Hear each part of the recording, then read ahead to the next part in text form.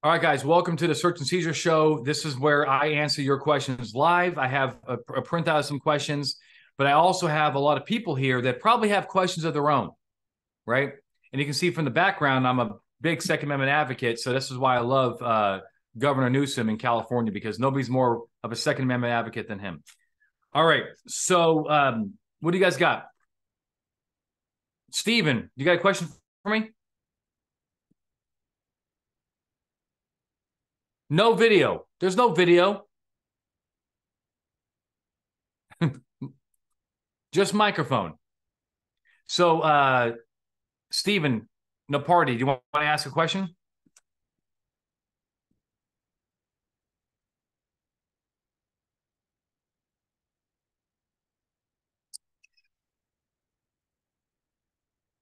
Okay. While you figure that out, let me go with the first one. Okay, I have a list of questions here. Mike, you got the answer on the phone on the mic. You want to do the mic? Mike.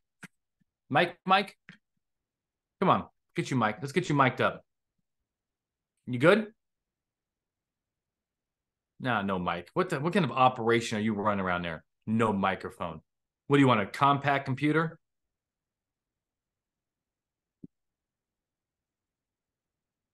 So Mike is actually going to try to test me. He says, how many in which circuits is it currently clearly established law that an officer uses objectively unreasonable force in shooting an armed suspect who is not pointing a gun at an officer or other person? I don't know, because I'm not the use of force expert. You are, Mike. You want to get on that mic and explain yourself? Okay. Robert, do you want to call? We gotta I don't know if I want to get you on the microphone, Mike. Brave. I don't want you showing me up and doing your own webinars and taking my customers. All right. Search and seizure only. No use of force. All right. So unless you can get on the mic, we're going to continue here.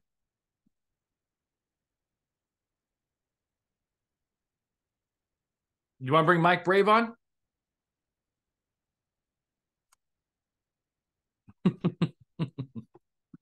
All right, Mike, I got a request for you. Okay, I'm going to try to turn you. Let's see if we can bring Mike on. Great evening. How are you doing, my friend? Excellent, just so you guys know, perfect and positive in every way, and yourself. Yeah, that's the thing about Mike. When you receive emails from Mike, and I don't know if you have in your chat function, if you want to, add your, I don't know, like subscription. I know you have these emails. That's for the general. That's for a lot of officers, right? They can are they encouraged to subscribe to your emails, or is that just for the experts? I have some for both. I don't encourage it, but if somebody wants to be added, I will add them. Okay. Well, look, here's the deal. Okay, before we get started, Mike, and you want to drop any knowledge on us that you have. Mike is an absolute expert when it comes to use of force. I get his stuff. Quite frankly, a lot of it's over my head because I'm not like you. I don't know all this stuff about the tasers and the ECDs and so forth. So I just have mad respect for you. You're a lawyer, but are you also, what else is your education, by the way? I know you're a very highly educated person. Tell us, if you don't mind, a lot of people that don't know you, can you just tell us like quickly your background in like a Reader's Digest? Okay. I've got a bachelor's degree in business administration, a master's degree in management technology, and a Juris Doctor degree. I gave up my badge and sworn status about a year ago. I was a sworn officer for 34 years. The highest rank that I achieved was Chief of Intelligence and Investigative Operations for the Office of Enforcement Operations in the Criminal Division, U.S. Department of Justice, and Deputy Director for the Federal Witness Security Program for International Operations. I've published over 100 articles. I've done over 300 cases. I've taught over 1,000 times, mostly use of force, mostly in the U.S., but some other countries. My resume or CV is 108 pages with a 3-page table of contents. How much more do you want? Oh, I'm certified. No, that's good. I'm certified. The first time I've met you, well, at least I got introduced to you, was at ILETA, I think, and I walked in. I forget what the topic was. Some use of force, whatever it was. And I sat down in that chair and I'm thinking to myself, Holy shit. This guy is credentialed, man. So, all right. So do you want to talk about anything particular? You brought up this use of force issue. You want to kind of give us a little drop some knowledge on us and share with us? Well, the reason I asked you that particular question is because I've been researching it heavily for the last 3 days, because there are now a couple of circuits that basically say it is objectively unreasonable as a matter of law if an officer shoots someone if that person is not pointing the gun at an officer or an innocent person. And I'm trying to track down all of the ins and outs of that, including, of course, there's other case law that says that the officer doesn't have to wait till the gun is pointed at him. There's other case law that the person can be menacing and then you can shoot them. So it's really a bag of worms right now, and I feel sorry for any officer that gets him or herself in a bind on that issue, depending upon what circuit they are in. So I remember, Mike, maybe you remember this case. Do you remember the case out of the 10th Circuit many, a few years ago, where a cop, it might have been Albuquerque, where a cop shot this guy holding a gun to his head? Does that sound familiar? Yes. Well, okay. That's exactly what is sort of I'm looking at. And that goes into multiple directions, because the question, the case, one of the cases that really brought this up was the officer followed this kid into a field or into some woods. He had basically held a gun to his head, and the officer allegedly gave him a command to lower the gun. The kid moved. The officer thought he was pointing the gun at him, so the officer shot him. And then the people that are suing, of course, say, no, the kid was following the command to put the gun down. Well, here's my point. In all of this, so therefore there was a district court decision that granted the officer qualified immunity. Then there was a court of appeals decision that said, no, it violated clearly established law, sending it back down to the district court. Then the district court again said, granted qualified immunity to the officer. Then the latest decision about 2 months ago is a 2-1 decision where the two said it's going to a jury for that to answer that question. The other one said, I'm going to grant qualified immunity. Now, here's my point. When qualified immunity says the question of the clearly established law that the officer allegedly violated must be beyond debate, if I've got four federal decisions with 6 federal judges with 2 different opinions, how in the heck can that ever be beyond debate sufficient to deny the officer qualified immunity? And I consider that mind-boggling in the jam that it could put an officer in if the officer's agency did not back up the officer in such an event. Yeah. Yep. No, I totally I can totally see that. When's your next presentation? Where and when? I'm presenting at the Institute for the Prevention of In-Custody Deaths on, well, it lists 2 different issues, but I'm actually going to present 4, and that's on Tuesday, I think, October 24th in Las Vegas at the 18th IPICD conference. Whoa. You're in Las Vegas when? I think it's the 23rd through the 25th, but hold on. About this month. Okay. Looking, sorry. Yeah, no, I want you to look, because I arrive on the 22nd and I depart on the 25th and I present on the 24th. Let's see if I'm in town. No, okay. Okay. What time you said when do you get on the 23rd? No, I present on Tuesday the 24th. So you're actually arriving on the 24th? No, I arrive on Sunday the 22nd. Well, look, if you have time on the 23rd, can I take you to lunch? Sure. All right. So I will let me make a note. I'm in Vegas on the 23rd. I'm also teaching, but I think I have lunch for you. Wouldn't it be awesome if we actually break some bread? I'd love to. Man, that'd be great. Yeah. Okay.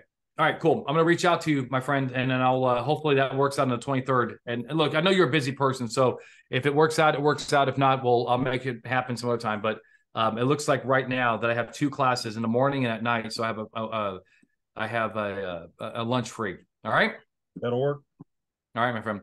Have a great day. So you too, man. Unless you got something else. No, I got nothing else. Let me throw one more thing at you that I'm working on. Yeah. And there's several of us working on this. It is getting to the bottom of what actively resisting, passively resisting, and resistance triage and imminent threat triage all mean under the various laws, under the various case law, in order to get to clearly established law. And here's why I'm bringing this up. I've run into this 3 times in the last 2 weeks, where experts or a judge basically say, well, under Graham versus Conner, 1989, it said that if the person's actively resisting, well, that's great. But now let's go to today. And what exactly does that mean under clearly established law? And so far, I've got about 40 different definitions. But yeah, these are something. But my point is, these people, I don't want to be demeaning, but basically they do say they're experts, but they're still relying on the mere statement in Graham from 1989 that actively resisting, of course, can justify force. The problem is now you have to define what actively resisting means in today's terms based on clearly established law. So if anybody's interested in that, that is a really heavy subject that several of us are working on to try to provide usable materials and study aid formats for officers to quickly grasp and understand. And if anybody's interested in that, let me know. Yeah, no, and if you're interested in that, put that in the chat, that if your expertise in this area, I'm not. This is, that's not a search and seizure issue, but I love it. I absolutely love reading your work, and you are absolutely, in my position, in my mind, the foremost expert in these issues around the country. So, and that's why your CV is 100 and something pages long, and mine is 3.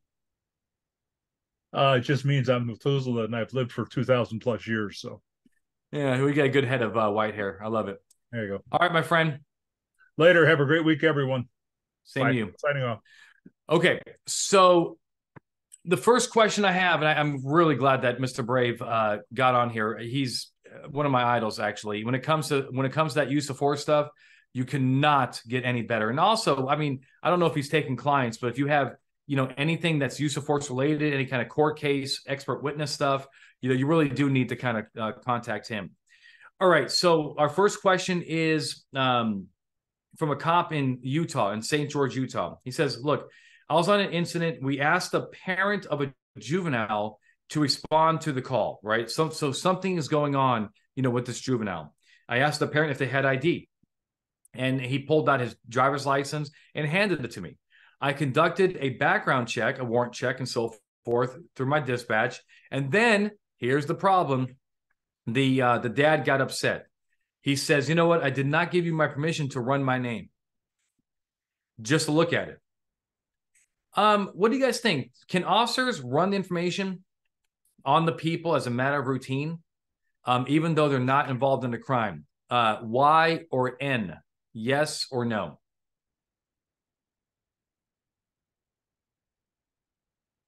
What do you guys think? Can we just run these parents? Yes or no? Yes. No. Yes. Yes. Yes. Yes. No. Yes. Yes. Okay. The answer is yes. Okay. And here's the way we're going to analyze this is that when a police officer gives you when a police officer asks you for your ID, is it reasonable to presume that one of the reasons that they want it is to run it? Yes or no? Right? Is that kind of like why a police officer would want your ID? In other words, it's not like you're going to vote, and a person says, "Will you sign my petition?" and you give them your name. Would you presume that signature collector is running you for warrants? And the answer is no. But when a cop does it, is it reasonable to presume that cop also is interested in fugitives and so forth and so forth? Now, here's the deal, though. If you find out, let's say that you are, what about this one, though? What if you are handed the ID and he says, hey, don't run it? What's your move? Can you run it? Yes or no?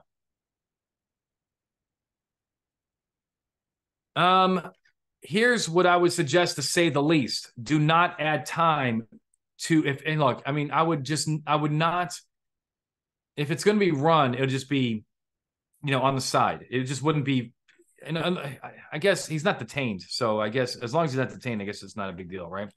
I prefer Joe's advice. Write it down and run it later if you really want to run it. But once you lawfully have the information, I don't see how they can restrict you from using it. Does that make sense? Right? That's kind of like my main idea here is like how can they tell you no, you can't put it through NCIC? I just don't see how they have that power. All right.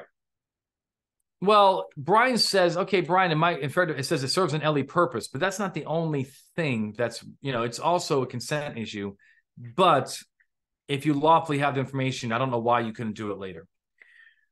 All right. So Minnesota, cop from Minnesota, he says, can an officer ask a passenger for their identity in a vehicle that was involved in a noise complaint?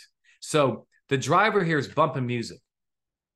The officers dispatch to the area for the noise complaint, see the vehicle. Upon arrival, they run the tag. The vehicle does not come from the area. Fine. The officer identifies the driver. The driver does have a driver's license. So far, so good. He says also, hey, passenger, can I have your ID too?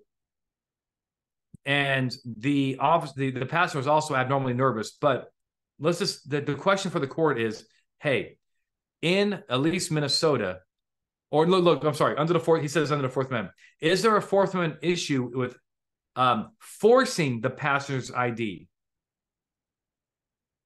Okay. Jared says we can ask, but we cannot demand. Okay. So I like that. Can we ask? Now, do we have NERDS is not going to be yet. NERDS is the acronym for nervousness, evasiveness, reactions not consistent with innocence, deception, specifics about the environment. I don't think we're at reasonable suspicion yet for bumping music and a little bit of nervousness. But the thing is, do we have any cops from Minnesota? Say yes.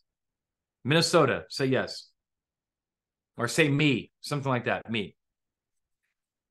I'm just curious if we have any cops from Minnesota. It's getting a little late there, but all right. So the reason I think that the officer is asking here is that Minnesota is one of those tougher states. So under the Fourth Amendment, asking for a passenger's ID is not prohibited. You can always ask. The question is going to be what? Adding time to the traffic stop. You guys with me on this? Now we have two cases out of Minnesota. One is State versus Sargent, Minnesota Supreme Court, 2021. And it does say here, permitting a law enforcement officer to subject motorists and their passengers to questioning about non-criminal conduct with no nexus to the initial purpose of the traffic stop, even if done in a reasonable manner, is incompatible with the search and seizure provision of the state's constitution. So Minnesota is a more restrictive state when it comes to these unrelated question issues. Okay. So that's my first thing. You've got to be careful. You got to be careful about, asking passengers about their parole, if they're on probation or parole and what their conditions are and so forth. It's just the way it is in Minnesota. They're just more restrictive. However, we also have a case called State versus Alarcon. This is Minnesota Court of Appeals, August 21st, 2023. And it says, and I quote, an officer's request for identification does not automatically constitute a seizure, but a seizure may still occur if an officer exhibits a show of authority such that a reasonable person would not feel free to decline the request for identification. So here's the way I look at it in Minnesota, don't you know? Okay. So in Minnesota, we should not really be chasing butterflies without reasonable suspicion. But that's probably true in a lot of other states. But when it comes to asking a passenger for their identification, I think the answer is that we can do it. But you better make sure it's a request. You better make sure it is not, and this is for all states, you better make sure that you are not coming off as demanding it. And you should, even when you get the ID, you should not do what to the traffic stop? Add time, especially in a place like Minnesota. That's the best job I can do. I do think you can ask it, but you better be very damn careful. Other states are not as strict. All right. I want to hear a question live. So who has a question? Okay. This is what we're here for. We're here to, kind of have this. All you got to do, you don't need a call number. Somebody actually asked for a call number. All you got to do is say, hey, I'll ask a question, and then I'll give you permission to turn your mic on. All right. So who wants to be on deck? Think about that. All right. Steven, are you good? All right. I think Steven wants to ask a question. Hold on.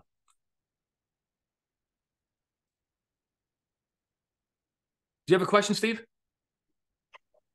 Yeah, can you hear me? Mm-hmm. Yeah, I have a question. So this came up with one of my officers recently. I'm out of Henderson, Nevada. So fire department gets called about a male laying down. The fire captain ends up searching the gentleman's belongings and finds drug paraphernalia. Are we good to replicate the search, or is he acting as an agent of the government? All right. So, but here's the deal, though. That's a very good question, because when we talk about replicating a search, we're talking about a doctrine that we call here at Blue to Gold cat out of the bag, right? So, but the thing is that the cat out of the bag search normally means that a private person has done the search. Here, the fire department, you're talking about Henderson Fire, not like AMR, right? Obviously. Yeah, Henderson Fire. Yeah. So Henderson Fire are government actors, and they do have to comply with the Fourth Amendment just like you do. Now, they don't get a lot of Fourth Amendment training because typically they don't kind of deal with a lot of these issues, and they don't really come up. So, and yes, Brian, Brian's like he's a fire arson investigator, a sworn officer, and he's like, we do, absolutely, right. So he knows the answer to that. So the thing is, like, I guess the question would be this: were the fire department, were the fire personnel, were they lawfully in this guy's pockets? What do you think the answer there? I would say no. Why though? What was the call for service? It was a guy that was medical emergency. What kind of medical emergency? Well, I believe the call for service was just a guy in the park causing a disturbance. When later on it turned into that he was laying on the sidewalk, so fire was dispatched as well to the call. I see. I think okay. So I actually hold on. So originally, when the fire captain talked to the officers on scene, he said that he was looking for weapons for the safety of his guys when they're going to transport him. Oh, okay. So they were gonna transport him. Yeah. Okay. So look, was it just okay? Just one more thing. Was this consensual, or was it legal 2000? No, he just was unresponsive. Just wasn't Okay, so answering legal their 2000. questions. Legal 2000. I don't know what they did ultimately. I wasn't on scene. Another officer approached me with the question. Okay, so I think I have your answer. That's okay. I think I have your answer. Okay, so first of all, legal 2000 is for, because that's not what everybody says that, right? That's a Nevada thing. So legal 2000, for those who are watching this, is a doctrine. It's a civil commitment. Okay, and every state has a civil commitment statute. What do you call it? Legal 2000. In California, it's 5150, I believe. But I digress. The point is that we're going to take people against their will. If the easiest way to slice this, Stephen, is that if we're going to take this guy for a civil commitment, then you are absolutely allowed to search him. And the reason why is because a civil commitment, a legal 2000, whether it's done by you, medical, whatever, is a arrest. But legally, it's constitutionally, I should say, it's the equivalent of an arrest. It's taking a guy's freedom without their consent, right? So, and because it's an arrest, a civil arrest, not a criminal arrest, because it's an arrest, we can search him. Now, the guy is unconscious. I'm pretty sure that this is going to be a medical emergency, right? This is going to be a guy that we need his consent. We're going to take him anyway, because even if it's not a civil commitment, that's a legal 2000 is for a mental issue. But even if he's unconscious, it's a medical emergency. And even though, again, it's not like an arrest, it's still an issue that we're responsible for him. And I think that they could search his pockets to make sure that we're not bringing in a person who's going to be on the operating table that has a gun in their pocket. So I think that courts would uphold that, right? Now, the other thing is, the reason I brought the book out, Steve, is because there is a chapter in this book I call it cause of injury searches. When we have people who are in medical need and we have reason to believe that searching them will help us treat them, whether it is a diabetic, a medical alert bracelet, also their name, Steve. I mean, how many times, Brian will kind of confirm this. He's a medical professional. We put their name in the computer and it's like, oh yeah, we've had contact with this dude and he is allergic to penicillin. So the courts also understand that searching him for this medical information or the cause of injury. For example, you got a guy who's unconscious by the bus stop, and you're like, is this an overdose? Is this medical? You look in his backpack and like, oh, okay, there is methamphetamine in there. Well, that could be a methamphetamine overdose. That helps treat him versus he has, diabetic medicine. So I guess my point is that it's probably okay. They just need a reason to do it. But I will also say that if we have, government medical professionals, AMR is not counted in this. AMRs are private ambulance. But if we have government actors in this, routinely searching people to make sure they have no weapons, even though they're not being transported, we're just out there on scene making sure that they're okay. Obviously, you can see the concerns there. That'd probably be okay. But I think the answer in this case is yes, because they are going to be transported, especially against their will. Can I add one thing to that real quick? That's Please. all right. So I know obviously under like overdose, under the Good Faith Act that we want to overdose act, if they're doing that, calling us for an overdose, we don't want to charge them for those acts. What if the officer also asks, what if he wants to charge him with that drug paraphernalia that they found on him? We're good. As long as we went to this analysis, right? As long as the court believes that the government actor was lawfully in that person's pockets, then they can hand the drugs over to you and you can do what you want with it. Okay. Right? Okay.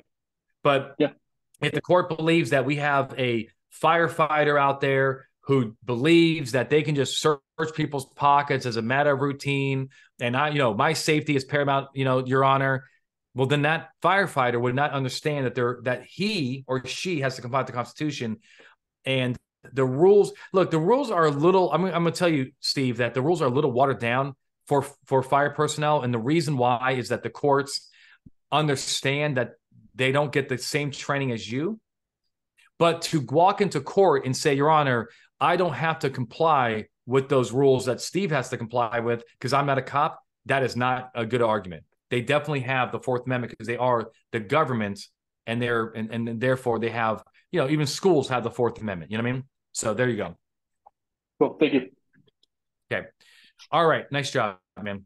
Nice job. God, what awesome that we have my friend Steve from old Hendertucky coming on and actually asking a question. All right. So, hey, Steve, by the way, have you ever been to one of my classes? I think so, right? That's probably how you found me, right? Yes or no? I'm sure you have. All right. Let's talk about the next. Nice, Steve. All right. So this one comes from Alabama. This cop is and I would love for one more. We're going to end off soon, but if you have one more person out there that wants to ask a live question like Steve did, please do so. And it's the best way to try to answer these questions. Okay. So cop from Alabama, he works at a university. Let's see what he says. What's the proper approach an officer can make on a person believed to be involved in a hand-to-hand drug transaction? The officers see what they believed is a hand-to-hand drug transaction. The car pulls up. The person walks up to the car, looks around, sees officers and quickly, looks around, leans into the car, gets something and puts it into their pocket, looks around after grabbing that item, sees a cop in a black and white, and quickly walks off. As the officers approach the vehicle, it speeds off. The odor of marijuana is like wafting in the air. Okay. Is wafting in the air. Okay, Mike, you're going to be up in a second here. Okay. And then as officers approach the vehicle, the marijuana is in the air. Officers are able to make contact with the person on foot and bluntly ask, where's the weed? The person pulls the weed out of his pocket and gives it to the officers. Are we good? Yes or no? Where's the weed? Are we good? Yes or no? Yes. Yes. Okay. The answer is we are good to go. And here's why. So, first of all, do we have reasonable suspicion that criminal activity is afoot? And the answer is yes. Also, did we violate this person's Miranda rights by asking, hey, where's the weed? And the answer is no. And the reason why is that Miranda is probably not required under these circumstances. And the reason why is that Miranda is required under three circumstances. I'm sorry, three factors have to be in place at the same time. I call this the trifecta. Number one is interrogation. Are you asking a question that's likely to elicit an accredited response? Answer this question. When you ask a person, where's the weed? Is that likely or foreseeable? It's not likely, actually. The word is foreseeable. Is it foreseeable that that could incriminate that person? That they could elicit an accredited response? Yes or no? Answer the question, yes or no. Where's the weed? Okay. Correct. The second question is this a known officer? Do you think that this person knows they are talking to the government? Obviously, the answer is yes, right? The answer is yes. And the final question is, before Miranda is required, is this person in arrest-like custody? Yes or no? When the cop walks up and says, where's the weed? And the answer is no. The person's not in handcuffs. They're not in they're not at the station house. They're not in the back of a police car. It is simply asking a person, where's the weed? Maybe they said, yeah, man, I was asking for some money. This guy has a bunch of weed in the car, and he took off. All right. So the answer is no Miranda. Also, I don't want to get into it, but look, even if there was a Miranda violation, we may still be able to fix it. But I digress. All right. Who is on deck? Our last question of the day, my friends, is going to be who's this? Is it Mike? It's not Mike Bannock. It's Mike Trapini. He was the one that had his. Oh, Mike Bannock. You have a. Okay, actually, Mike. Let me the two mics. I'll try to see if I can answer your both the questions at this one after another. So let's do Mike Trapini real quick. All right, Mike, what do you got? Hey, so I got a question. It's kind of similar to the last one you got, and it combines some of the trespass. So I think I know the answer, but I'm kind of curious to get your input on it. What state are you in, Mike? I'm in New Hampshire. Where? New Hampshire. New Hampshire. Okay. Yeah. So the scenario is an individual who was trespassed from a property is found to be there, and he's arrested. After he is released, he has basically a backpack that was left at that property, and he was allowed to go back to the property to retrieve it. The owner of that property stated that he believed that there was stolen property inside of the backpack. Officers that were on the scene asked for consent to search the backpack. The individual said no. What ended up happening was a officer at the scene directed a security guard who was there to check the backpack for the alleged stolen property. In the process, he opened up a pocket and found a sizable amount of crystal meth. The crystal meth was seized, but obviously, unlawful search. There is belief that there could be more at the property. So I guess the question is, can the presence of that in the backpack be used to help build probable cause for a search warrant on the building? No.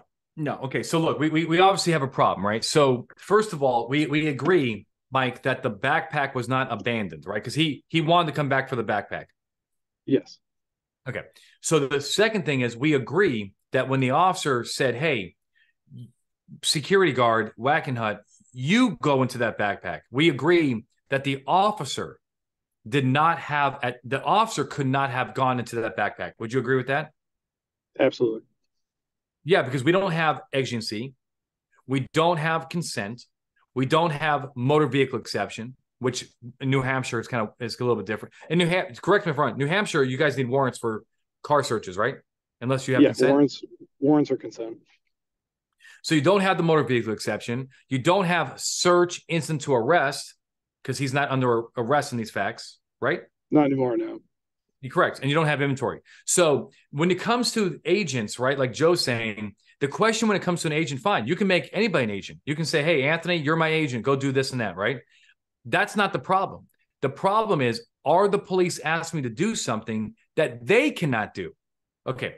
So based on what you're telling me, this was an unlawful search because the cop is not allowed to do the exact same thing that the officer asked the agent to do. Okay. Now you're saying that we found this crystal meth. Well, first of all, the crystal meth is out. We agree there, right, Mike? Yeah, absolutely. I don't see any way to get that crystal meth in. There's no inevitable discovery, any BS like that. Are you saying now, if we just paused this story and ran to the courthouse to go get a warrant, can we get a warrant to search the rest of the backpack? Is that the essence of the question? No, not the backpack. What? There's suspicion that this all originated with a house. The house itself, so the owner of the backpack has given like very detailed or a good amount of detail on where in the house there was additional quantities of crystal meth. Well, I'm sorry. The owner said that? The owner of the backpack said that? Yes. Mm-hmm. After the drugs are found. Yes, exactly. So that's kind of the crux is, we found the quantity in the backpack, which, as we said, right out the window because it was an unlawful search. The owner of the backpack is saying that there was additional quantities inside the house. The house is not owned by him. He was trespassed from there and he was removed from there. So that's, kind of we got it. It's a little, yeah. All right, we got it. Well, we got it. We got the answer. You just gave me what I needed to. You gave me what I wanted to hear. We have two things going on here. We do have something called attenuation doctrine. Like, did the question for the court would be, did this unlawful search kind of cause the admission that there's drugs, at the house? God, that's a complicated issue, Mike. I'm going to tell you, it could be 6 one way, half a dozen the other. It depends what your judge is. I know New Hampshire is a great East Coast state. Actually, New Hampshire is one of my favorites, by the way. Live free or die. When you have a license plate like that, you kind of won me over. But it's a little tough. But Mike, I got to tell you, in this case, there is an easy out, and it's a lack of standing. So, at the end of the day, if we go get a warrant for the house that's not his, right, Mike? It's not the arrestee's house, right, or the backpack owner's house. At the end of the day, even if his rights were violated, the occupant of the house can't complain about it because his rights weren't violated. So I guess my opinion here is let's put in a warrant everything that happens. Just obviously, right? Judge, we made this guy an agent. He searched it. He found this, and let the judge decide whether or not it's unlawful or not. Right? We don't have to make legal conclusions. We don't have to tell the judge, and therefore an unlawful search has occurred. Right? Just tell the judge what happened. We told the guy to search it. We told the security guard to search it. He found this. We then asked him where he got the drugs from. He said this. We are now looking for a warrant for the house. Let the judge decide whether that's unlawful, but also let the judge decide whether or not we have a standing issue, which will get the house anyway. But if I was the judge, Mike, I would sign the warrant based on what you just told me. Cool. Awesome. Thank you. You're welcome, my friend. All right. Now the last person, and then I got to go, is, hold on. is who? It's Mike. What's the last name, Rick? Bannock. What a cool name. First of all, isn't that like the Hulk? Isn't that the Hulk? Last name is Bannock? Or am I wrong on that? Do we have the Hulk coming on here?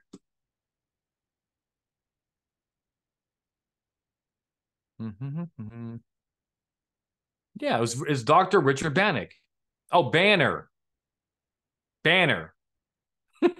Oh, man, I was close. Hey, Bannock, you're like the opposite are you weak? Okay, No. Are you yellow? Are you yellow and you're not green? Hell no. I like your style already. What's up, brother? Not much. It's 11 o'clock in Ohio. How are you guys doing? All right. I do appreciate you being here. Do you have to be at work in the morning? Yeah, 7 o'clock. All right. I love you for staying by this long. So let's get down to business. What you got, my friend? No worries. I appreciate you, everything you guys do. We have a robbery suspect that flees in a rental car. He's pursued by police, but he bails, abandons that car, doesn't come back. The car's towed and stored in the Sally port. So obviously we want to search it, not only the car, but the infotainment system. What say you, sir? Yeah.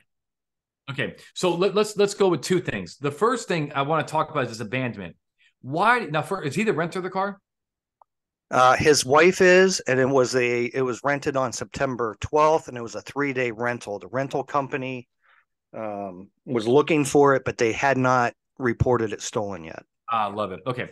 So look, the first thing, Mike, is that let's talk about baseline stuff here. Okay. He basically does have a reasonable expectation of privacy if, barring any of these other facts. If he's driving the rental car, he gets pulled over and his wife rented it, even though he's not on the agreement, we know that he has a reasonable expectation of privacy from a case called United States versus Byrd, U.S. Supreme Court out of Pennsylvania, 2017. Okay, so whatever, maybe 15. But anyway, so far so good, right? Now, the thing though is that this car has been it's been rented for a longer period of time. He committed crimes with it, and then he left it in an area. And what did he like run from it? He said he ran from the police, and he like left it in a neighborhood or something. Yes. I love it. Did he leave like just it'll help the case. Did he do anything else with the car? Like, did he leave the keys in it? Yes. Oh, mamma mia. Did he leave? Was it unlocked as well? Probably unlocked, right? Yeah, with the window down. And was it in his house? Was it in his driveway? No. There's probably some foreign neighborhood that he has no association with that you can tell. Exactly. Yes. All right. So basically, that's abandonment. Okay. Abandonment is when a person does something or says something to lead a reasonable person to believe they no longer want anything to do with it. You have tons of factors to believe that the person is, is abandoning the property. So it's past due. The area where it's left, he has no interest in. Unlocked. Keys are in it, by the way, is huge. It's huge because that's really like if you wanted to like keep your privacy in something, why would you leave the very thing that you need to lock it inside the car? And so, and he also fled, right? So all these factors, he abandoned it. Now, the other thing, though, look, I would go with abandonment all day long. In fact, if I was your prosecutor, and who's my prosecutor here? It starts with an M. It's Marvin. It's Marvin. Hey, Marvin, are you still here? Let me see if Marvin's still here. Marvin's gone. He's in California too, so he doesn't. Well, that's a lawyer for you. He doesn't have the. He's never worked a night shift in his whole life like you have, my friend. So, but I know Marvin would probably agree with me, right? But the thing is, now we have abandonment, but also, do you think you have probable cause? Is there facts or circumstances you can articulate that there would be evidence of that robbery in the vehicle? Yes. Can you just tell me why, just so before we wrap up here? Well, luckily, my chief saw the robbery suspect get into the car. Then they started to pursue the car. Oh, so okay. Maybe I missed that. You're saying that the robbery, oh shit, it just occurred. Yeah. Oh, dude, you're done. You're done. Okay, look, you are so good here. You're so good here. Abandonment is my number one thing because it's just easy to articulate abandonment. You don't, abandonment is, did the person not expect privacy? But even if they did expect privacy, you have probable cause. You have the motor vehicle exception. And because you're in Ohio, you have the full-blown motor vehicle exception. The case there is U.S. versus Ross, U.S. Supreme Court, where it says, and actually there's two cases. U.S. versus Ross says that you search the car as if you had a warrant. You don't need a warrant. So when it comes to infotainment center, I prefer abandonment on infotainment centers. Okay, Mike? Just so you know. I don't like downloading infotainment centers without a warrant because the problem is that a lot of courts around the nation are saying that they are essentially cell phones. However, there is an argument if we don't have abandonment that we can at least argue the motor vehicle exception, because would a judge allow you to download infotainment for GPS coordinates and so forth? The answer is yes. However, I got to tell you, if I was on scene and we did not have abandonment, I would just get a warrant because I don't like them. The infotainment systems caused a problem. And the reason why it started with Riley. Riley is that Supreme Court case where the U.S. Supreme Court said that cell phones can't be searched incident to arrest. That's a little bit different here, right? That's not a problem, but incident to arrest. And they start talking about how these phones, have a vast amount of information. There's more information in a cell phone than actually in your house. Maybe be true. Your pictures and so forth are not usually printed anymore. However, it is arguable, but the abandonment is the best one. Thank you. No, thank you. All right, my friends, look, it's late. My friend, the Hulk, the new Hulk Part 2. Bannock is tired. He has to go to work in Ohio, which is, I love Ohio, by the way. Thank you for being here. I teach a lot there. Actually, it's just the other day. All right. So that's all I got for you. Richard, do you have anything else for us before we leave?